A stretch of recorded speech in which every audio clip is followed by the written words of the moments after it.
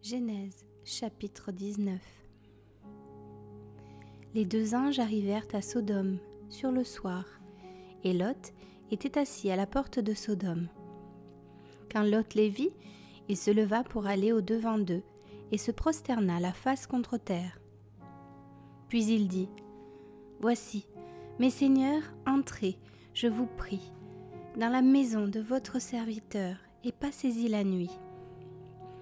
Lavez-vous les pieds, vous vous lèverez de bon matin, et vous poursuivrez votre route. » « Non, répondirent-ils, nous passerons la nuit dans la rue. » Mais Lot les pressa tellement qu'ils vinrent chez lui et entrèrent dans sa maison. Il leur donna un festin et fit cuire des pains sans levain, et ils mangèrent. Ils n'étaient pas encore couchés que les gens de la ville, les gens de Sodome, entourèrent la maison, depuis les enfants jusqu'aux vieillards. Toute la population était accourue. Ils appelèrent Lot et lui dirent : « Où sont les hommes qui sont entrés chez toi cette nuit ? Fais-les sortir vers nous pour que nous les connaissions. » Lot sortit vers eux à l'entrée de la maison et ferma la porte derrière lui. Et il dit : « Mes frères, je vous prie, ne faites pas le mal. Voici, j'ai 2 filles qui n'ont point connu d'homme. Je vous les amènerai dehors et vous leur ferez ce qu'il vous plaira.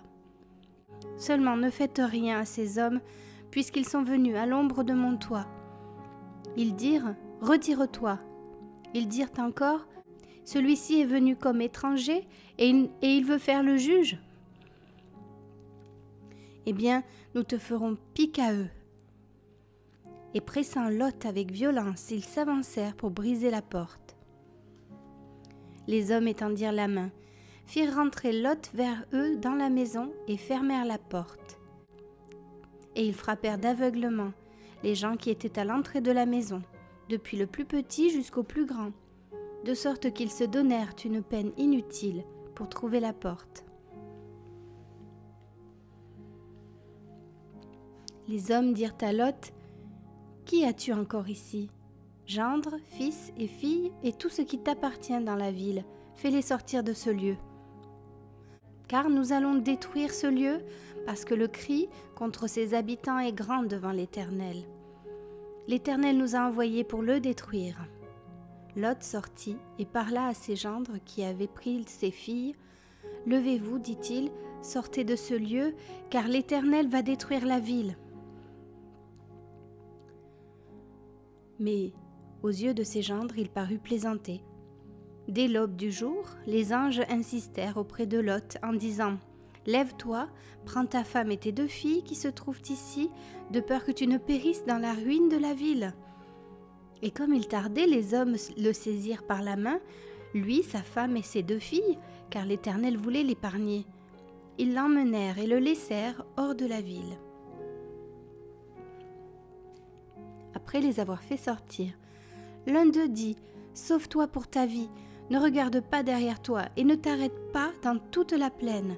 Sauve-toi vers la montagne, de peur que tu ne périsses. » Lot leur dit : « Oh non, Seigneur !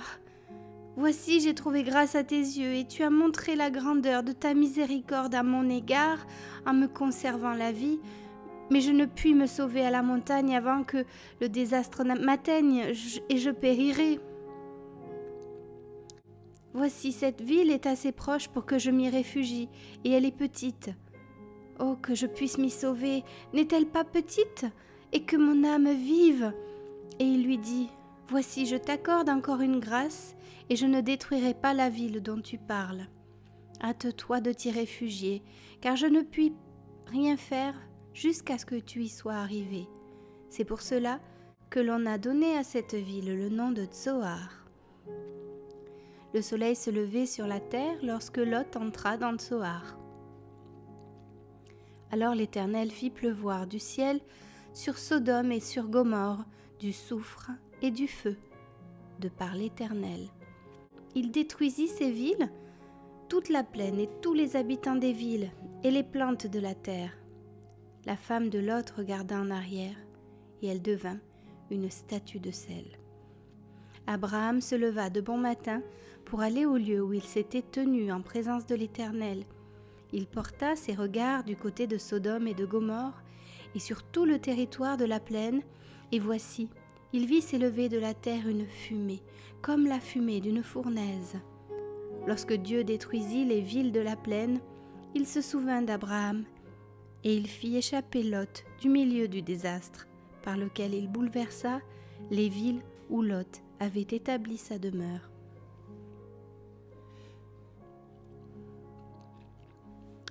Lot quitta Tsoar pour la hauteur et se fixa sur la montagne avec ses 2 filles, car il craignait de rester à Tsoar. Il habita dans une caverne, lui et ses 2 filles. L'aînée dit à la plus jeune, « Notre père est vieux, et il n'y a point d'homme dans la contrée pour venir vers nous selon l'usage de tous les pays.